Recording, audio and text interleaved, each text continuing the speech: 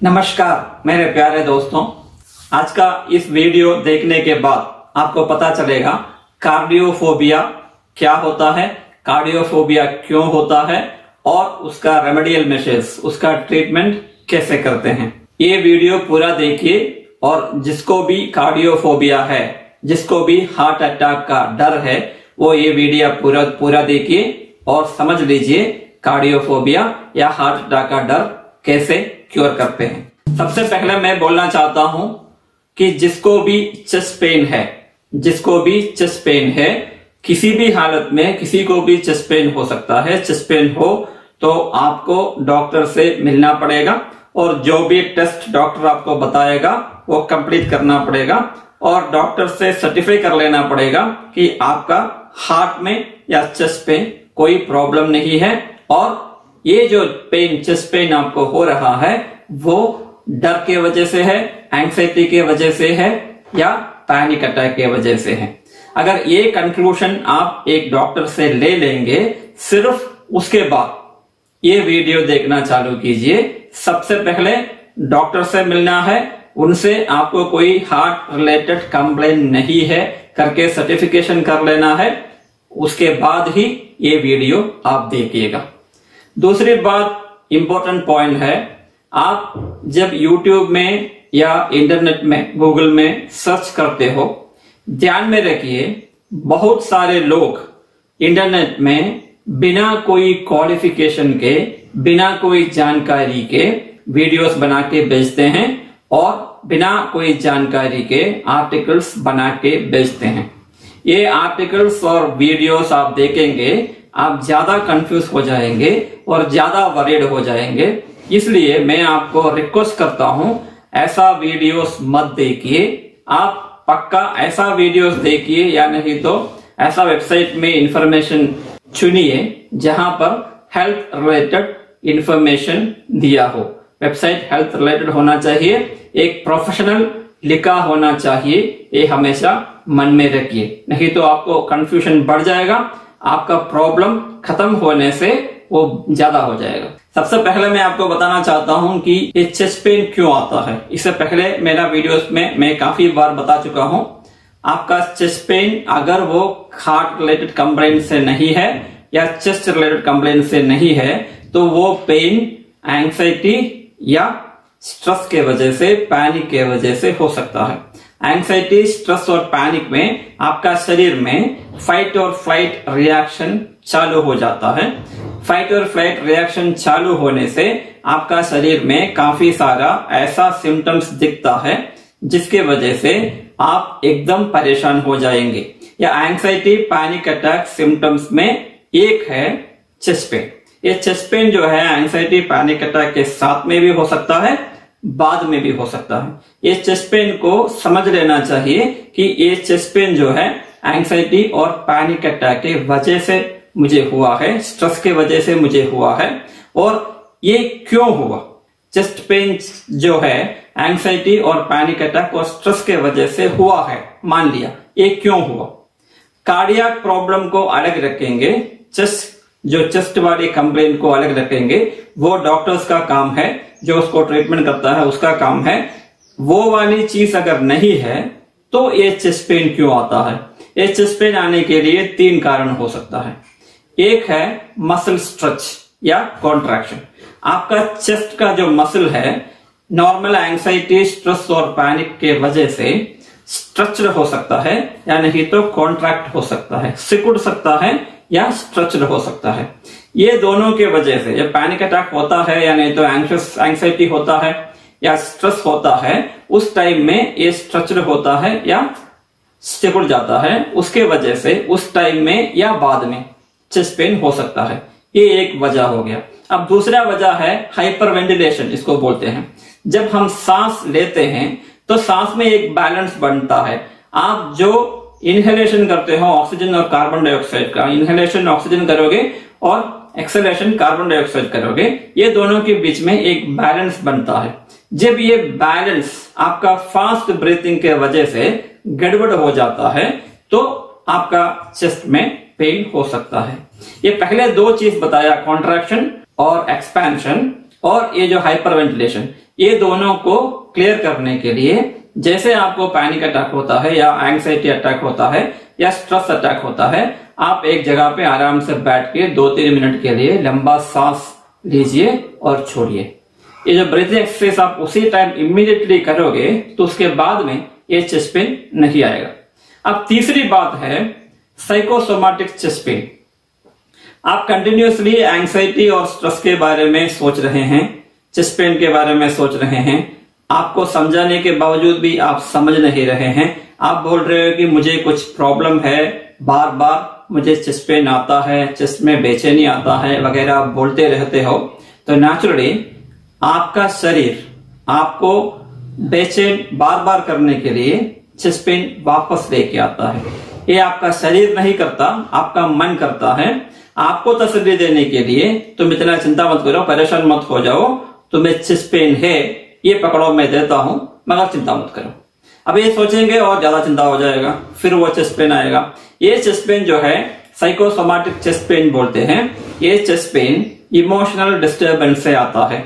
Stress, anxiety और panic से जो पेन आता है वो ऑलमोस्ट फिजिकल और मेंटल है, और ये जो है इमोशनल पेन बोलते हैं इसको, साइकोसोमैटिक पेन। मन आपका शरीर में पेन बनाता है, मगर वो पेन के लिए कोई वजह नहीं होता इमोशनल के अलावा। ये तीनों चीज आपको समझ लेना चाहिए। ये तीनों चीज में से एक ही होगा आपका चेस्ट पेन का कारण। तो जब ये पेन आता है तो नेचुरली आपको हार्ट अटैक का डर बन जाता है।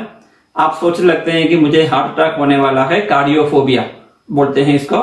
हार्ट अटैक हो जाता है, हो जाएगा सोच के आप परेशान होते हो, डरते हो, हॉस्पिटल में जाते हो, डॉक्टर आपको चेक करता है, ईसीजी वगैरह लेता है, बोलता है आपको कोई प्रॉब्लम नहीं है, एंग्जाइटी की वजह से हुआ। फिर आप वापस घर आते हैं, उसी के बारे में सोचते हो, नेगेटिव थॉट्स बनता है, वरीज बनता है, एंग्जाइटी बनता है, वो फाइट और फ्लाइट रेस्पॉन्स में कन्वर्ट होता है। फिर आपको चेस्ट पेन आता है, आप बेचैन हो जाते हो, फिर आप हॉस्पिटल में जाते हो, बोलते हो मुझे चेस्ट पेन हो गया। तो नेचुरली ये साइकिल चलता रहता है। जब तक आप इसको समझ नहीं पाएंगे तब तक ये चलता रहेगा। तो समझ लीजिए, anxiety chest pain, panic chest pain, stress chest pain, hyperventilation, muscle stretch या साइकोसोमैटिक के वजह से होता है। इससे डरने की कोई बात नहीं। उसको जैसे आप नजरअंदाज करेंगे उतना जल्दी वो चला जाएगा। ये सब सोच को हेल्थ एंग्जाइटी भी बोलते हैं। पूछे आपको हेल्थ एंग्जाइटी है क्या? हेल्थ एंग्जाइटी का मतलब क्या है? शरीर में कोई भी टर्मिनल इलनेस के बारे में, डरावनी इलनेस के बारे में, डरावनी रोग के बारे में हमेशा सोच के परेशान होना, हमेशा सोच के एंग्जाइटी बना के रखना, इसको हम हेल्थ एंग्जाइटी बोलते हैं। तो ये कार्डियोफोबिया भी हेल्थ एंग्जाइटी का एक हिस्सा हो सकता है। तो आप अपने आप को पूछ लीजिए, आपको हेल्थ एंग्जाइटी है क्या, या हेल्थ एंग्जाइटी एक चेस्ट के वजह से ही है क्या, ये भी पूछ लीजिए। अगर हेल्थ एंग्जाइटी है तो नेचुरली हेल्थ एंग्जाइटी का जो ट्रीटमेंट है आपको लेना पड़ेगा। उसका भी वीडियो मैं इससे पहले बनाया हूं, आप देख सकते हैं, और वीडियो का लिंक जो है मेरा डिस्क्रिप्शन सेक्शन में है, उसको भी आप देख लीजिएगा। आपको डरने की बात इसलिए भी नहीं होगा कि आप अपना फैमिली हिस्ट्री देख लीजिए। फैमिली हिस्ट्री का मतलब क्या है?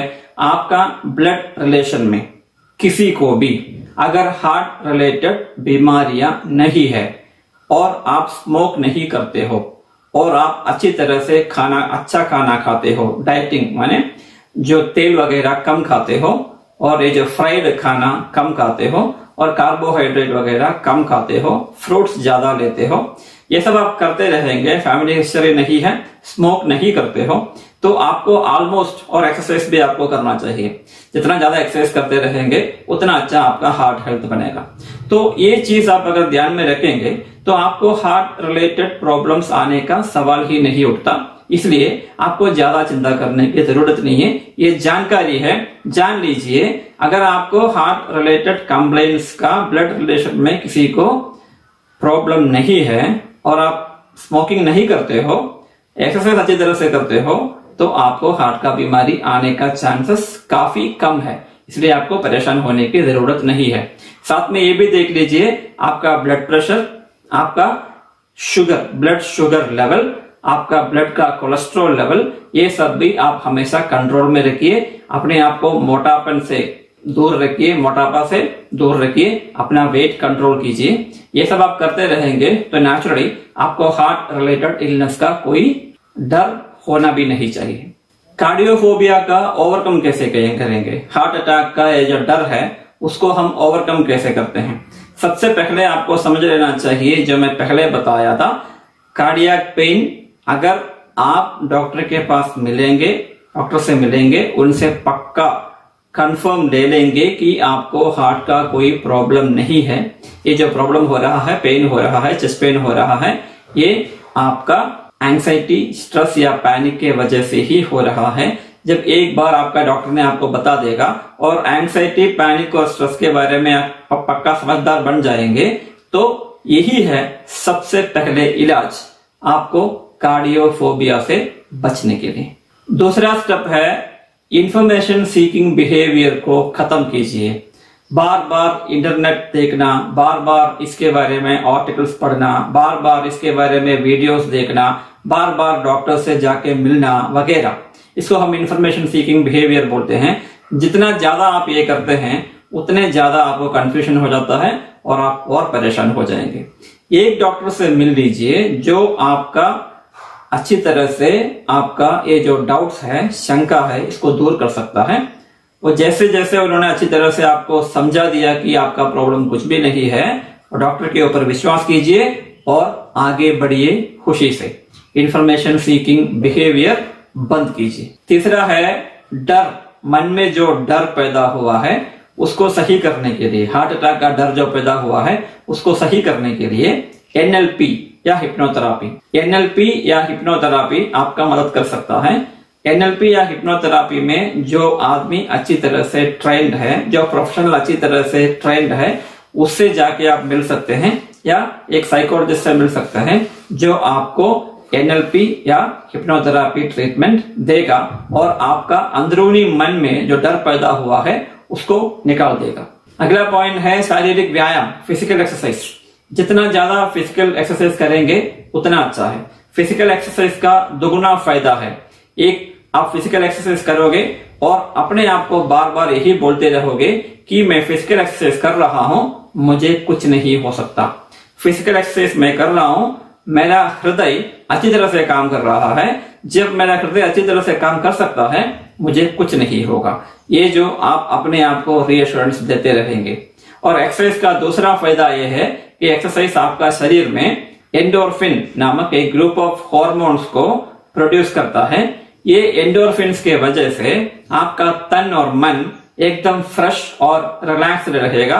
आप अपने आप को अच्छी तरह से महसूस करोगे, अच्छा महसूस करोगे। तो डेली एक्सरसाइज करने से आपका fear of chest pain, fear of heart attack, cardiophobia finish हो जाएगा, निकल जाएगा। अपना लाइफस्टाइल कायम करके रखिएगा, अच्छी तरह से खाना खाइए, फिजिकल एक्सरसाइज कीजिए, दूसरों से हंसी मजाक करते रहिए, बातें करते रहिए। कभी भी एक जगह पे सन्नाटा लगा के बैठे मत रहिए। अपना लाइफस्टाइल एकदम ब्यूटीफुल रखिए और आपको ये डर चला जाएगा आपका मन से। रिलैक्सेशन एक्सरसाइज भी आप कर सकते हो, ब्रीथिंग एक्सरसाइज, जिसके वजह से आपका शरीर और मन एकदम रिलैक्स हो जाएगा। मेडिटेशन कर सकते हो, जिसके वजह से आपका मन से डर चला जाएगा। रिलैक्सेशन एक्सरसाइज और मेडिटेशन करने से आपका तन और मन से जो भी नॉट्स है, जो भी प्रॉब्लम्स है, जो भी पेन्स वगैरह है, ये सब स्लोली स्लोली चला जाता है। उसकी वजह से आपका चेस्ट पेन आपको फील नहीं होता, महसूस नहीं होता, और इसके वजह से आपका ये जो डर है वो चला जाएगा। अगला पॉइंट है जर्नलिंग।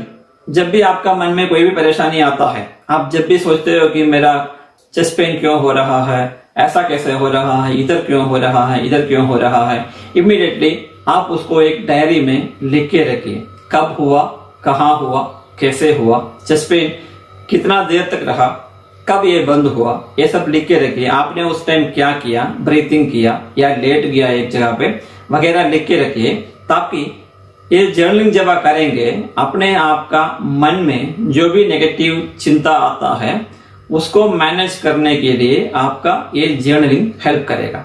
तो जर्नलिंग कीजिए। अगर आपको पता नहीं है जर्नलिंग कैसे करते हैं, एक साइकोलॉजिस्ट से मिल लीजिए, या नहीं तो मेरा इस वीडियो के नीचे कमेंट कीजिए, मैं आपको जवाब देने के लिए तैयार हूं। अगला है स्ट्रेस मैनेजमेंट।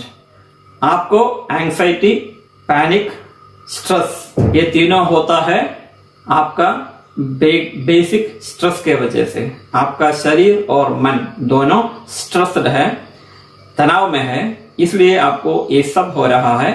तो आप अपना स्ट्रेस मैनेजमेंट जरूर कीजिए।